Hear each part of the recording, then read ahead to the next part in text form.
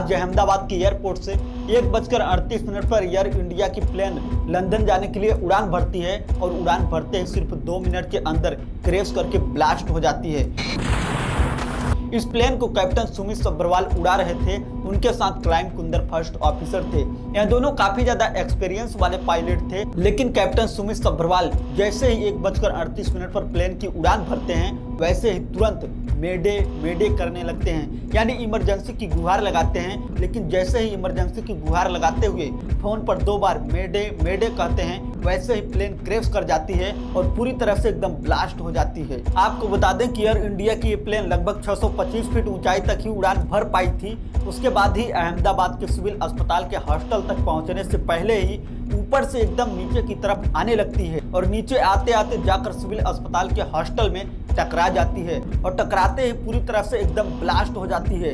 इस प्लेन में कुल मिलाकर के 242 पैसेंजर बैठे हुए होते हैं। इसमें से 169 भारतीय पैसेंजर थे, 53 लंदन के पैसेंजर थे और 7 पुर्तगाल 1 कनाडा के पैसेंजर थे। कुल मिलाकर के 242 पैसेंजर बैठे हुए होते हैं, जिसमें से गुजरात राज्य से भारतीय जनता पार्टी के पूर्व मुख्यमंत्री विजय रूपानी भी बैठे हुए होते हैं। और अभी तक जो खबर निकल के आई है कि 242 पैसेंजर में से लगभग 240 से ज्यादा पैसेंजर की मृत्यु हो चुकी है और 1 पैसेंजर पूरी तरह से बच गया है। उसमें यह भी कहा जा रहा है कि भारतीय जनता पार्टी के पूर्व मुख्यमंत्री विजय रूपानी का भी मृत्यु हो गया।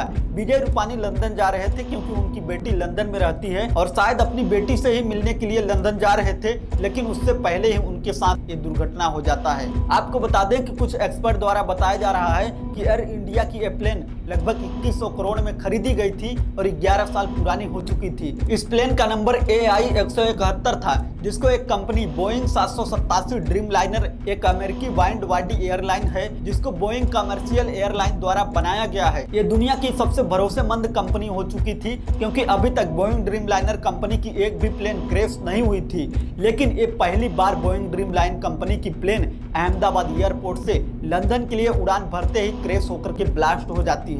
इसमें कुछ एक्सपर्ट द्वारा बताया जा रहा है कि ये प्लेन शायद इसलिए क्रैश हो गई क्योंकि गर्मी के महीने में हवा एकदम पतला हो जाता है और इसलिए जब प्लेन उड़ान भरने की कोशिश करती है तो नीचे बहुत ज्यादा दबाव पड़ता है और नीचे दबाव पड़ने की वजह से प्लेन ऊपर की तरफ उठती है, लेकिन गर्मी की वजह से हवा एकदम पतला हो गया रहता है। इसके वजह से प्लेन के इंजन को बहुत ज्यादा स्पीड में करके उड़ान भरना रहता है। साथ ही आपको बता दें कि इस प्लेन में 2 इंजन था, एक इंजन हमेशा रनिंग के लिए और एक इंजन इमरजेंसी के लिए था। ज्यादातर इस कंपनी के हर एक प्लेन या यूं कहें कि ज्यादा दूरी तय करने वाली हर एक प्लेन में 2 इंजन रहता ही रहता है। लेकिन अगर प्लेन को ज्यादा ऊंचाई पर उड़ जाने के बाद उसको इमरजेंसी की जरूरत पड़ती है तब जाकर के दूसरा इंजन सही सलामत काम कर जाता है। लेकिन ये तो उड़ान भर ही रही थी और उसी में कुछ तकनीकी खराबी की वजह से ये प्लेन ऊपर की तरफ पूरा उड़ान नहीं भर पाई और उसके पहले ही सीधा नीचे की तरफ आने लगती है और देखते ही देखते कुछ ही सेकंड के अंदर मेडिकल कॉलेज के हॉस्टल की दीवारों को फाड़ते हुए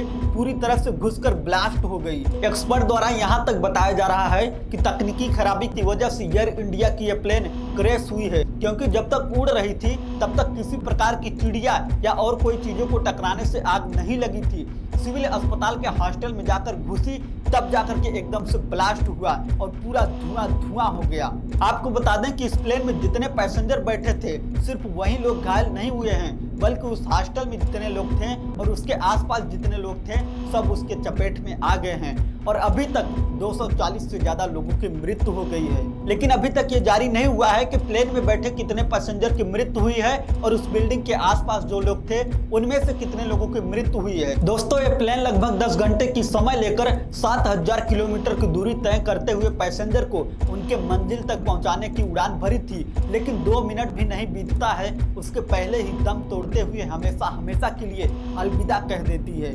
दोस्तों, इस मामला को देखते ही तुरंत NDRF, फायर ब्रिगेड और साथ ही कई इमरजेंसी सेवा उपलब्ध की जाती हैं और घायलों को तुरंत बचा करके हॉस्पिटल में एडमिट करने लगते हैं, जिसमें ज्यादा से ज्यादा लोगों की जानें बच जाएं। खैर, भगवान से मेरी यही दुआ है कि जितने लोग अभी तक घायल होकर के अस्पताल में भर्ती हैं कम से कम उनको सही सलामत ठीक कर दें। बाकी आज हमारे देश में इतना बड़ा मामला हुआ है, उसको लेकर के आपकी क्या राय है? अपनी राय कमेंट बॉक्स में कमेंट करके हमें जरूर बताएं और साथ ही अगर इस चैनल को सब्सक्राइब नहीं किए हैं तो प्लीज इस चैनल को भी सब्सक्राइब करके बेल नोटिफिकेशन को प्रेस करते जाएं। दोस्तों, इस वीडियो को बनाने का मकसद मेरा किसी के दिल को ठेस पहुंचाना नहीं, बल्कि इस वीडियो के माध्यम से आप लोगों तक एक जानकारी शेयर करना चाहता था। बाकी लास्ट में यही दुआ है कि ज़्यादा से ज़्यादा लोग सही सलामत ठीक हो जाएं।